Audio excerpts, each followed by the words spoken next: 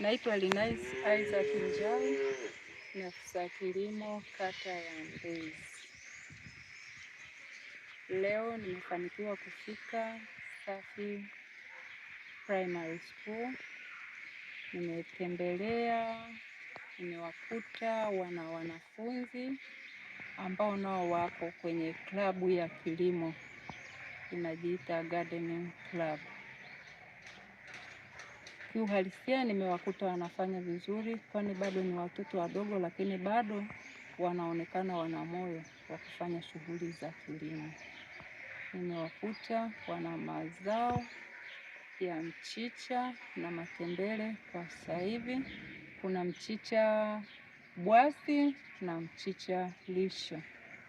Huu mchicha bwasi ni ule wa kung'oa moja kwa moja ambao wameupanda kwa mpando wa mtawanyo, na mchicha bwasi ambao umepandwa kwa nafasi.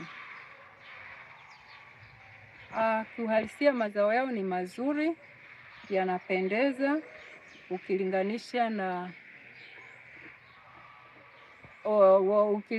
na watoto wenyewe ambao ni watoto wale wa umri mdogo, lakini wameweza kufanya vitu vizuri.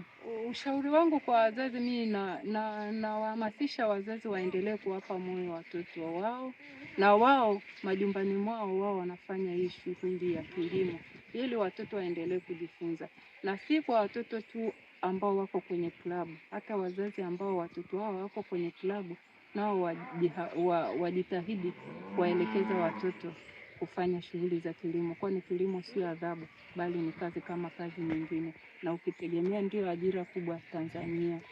85% ya ajira inapatikana kwenye kilimo. Safi School natamani kuwaambia waendeleze, na ili kundi nimelikuta naona ni wachache.